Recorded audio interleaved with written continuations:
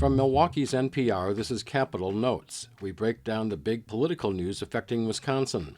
I'm Chuck Quirmbach, filling in for Mayan Silver, speaking with J.R. Ross, editor of WisPolitics.com. Here's our latest conversation. Well, hi, J.R. Welcome to 2024. May it be a busy political year. I think that's a given, Chuck.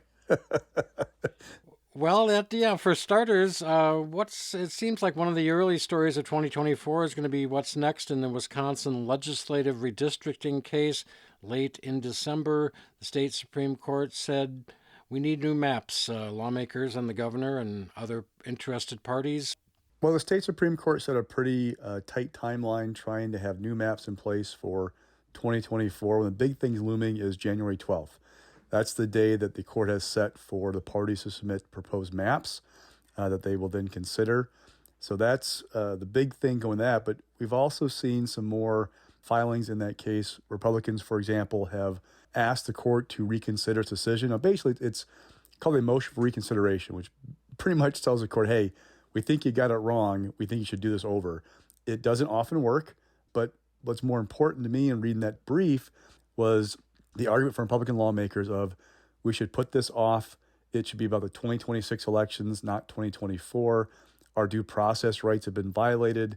There are all kinds of issues here. They are basically signaling we're going to go to the U.S. Supreme Court at some point and raise an issue of this state Supreme Court has prejudged this case, is biased against us, and is trying to ram this decision through in a way that violates our due process. I don't know if the U.S. Supreme Court will take an appeal like that, but it's a part of the strategy for Republican lawmakers trying to delay this. Their entire goal is to get through 2024, the maps we have right now, and try and live to fight another day down the road. So sit tight, dear listeners. The state may have you in new legislative districts by March 15th or may not. Yeah, the window to start filing is in mid-April. The plaintiffs had set March 19th. That was the date they said, hey, if you can get maps drawn by then, it makes it easier to get everything implemented in time for mid-April. Don't forget, in 2022, the state Supreme Court handed down the final maps in mid-April. Okay, well, speaking of the legislature, what do we expect in the next few months from the current people in the current districts? Well, it's going to be a short timeline. Honestly, the state assembly, for example, Speaker Robin Vos has told us they plan to be done by the end of February. The state Senate will probably be into March, do some last few bills, but there's not a lot left on their big to-do list. We're going to see, a few things that they kind of want to get done. They also have a commitment from Robin Vos to do some things for the University of Wisconsin. Remember that deal he struck with the UW to allow the pay raises to take effect, to pump about $800 million into the system.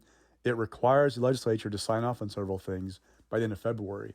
So that's one big thing I'm watching is, do they commit to getting that done? And by the way, that deal Robin Vos struck was between him and UW leaders. The state Senate wasn't involved. And with this whole issue with the UW lacrosse chancellor, we've already seen some Republicans saying, hey, this deal maybe should put on hold, or we got some questions about this thing. So it doesn't help the university's cause to get that money released. You have something like that happening over at lacrosse. Well, disclosure, the pay raises are starting for the UW employees, we've been told. Are we talking then about the engineering school money or other projects? Yes, so the entire package includes those pay raises. There's bonding to take care of the engineering building. There's money to tear down basically uninhabitable buildings. There's $32 million in state money that's being held back by the Joint Finance Committee that was contingent upon the UW submitting a plan to the legislature to use that money for workforce development. So there are a number of moving pieces right now with that deal that they're facing deadlines of end of February to get stuff done. Okay, so there's also this thing called the election of 2024, the presidential election, U.S. Senate election in Wisconsin, maybe efforts to keep Donald Trump off the ballot. What are the 3 or 4 highlights we'll be expecting this year? Well, let's start with the Senate. Last time I talked to Scott Mayer, who is one of the businessmen looking at running for U.S. Senate, he expected there would be a decision sometime in February, either him or Eric Hovde of Madison or both, getting into the race. So that's one thing I'm watching the U.S. Senate campaign, because we've already seen national Republicans try and hint that they expect Eric Hovde to get in. Presidential-wise, The courts will decide if Donald Trump's going to be a candidate on the ballot or not in the end, if he is the nominee. He looks pretty strong, obviously, going into Iowa, New Hampshire. Anything can happen. Our primary is not until April, so good question if we're going to even matter come April in terms of deciding who the nominees are. But there's that. And then with the legislature, I mean, until I've got a new map, if there is going to be one, I can't give you a good handle on what to watch for because those lines could be so different from what we're looking at right now. If somehow Republicans push everything off one more cycle and keep the maps that we have, then 2024 is about, can Democrats prevent a 2/3 majority in both houses, right? Because the maps they have right now, there's a path to get there. Not a very easy one, but there's a path. If there are new maps, it could change the entire dynamic of the Capitol and who the players are and what the power structure is in that building. And we can't forget about the little party the Republicans are throwing in Milwaukee in July. Yeah, the National Convention, it's going to be an opportunity for Republicans to showcase the party, its message, coming to a state that's been historically blue but has gone red in presidential races not that long ago. Once part of the blue wall that Democrats rebuilt in 2020.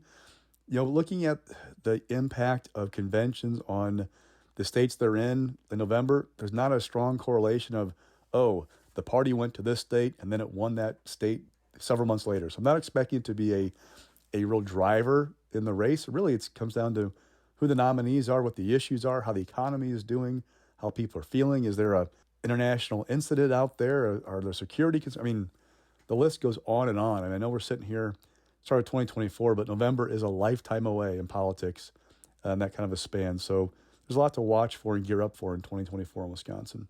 And things for which to listen from you, J.R. Ross. Thank you so much. Hey, thanks for having me. That was J.R. Ross of WisPolitics.com speaking with me, WUWM's Chuck Quirmbach. Check out the Capitol Notes podcast wherever you get your podcasts.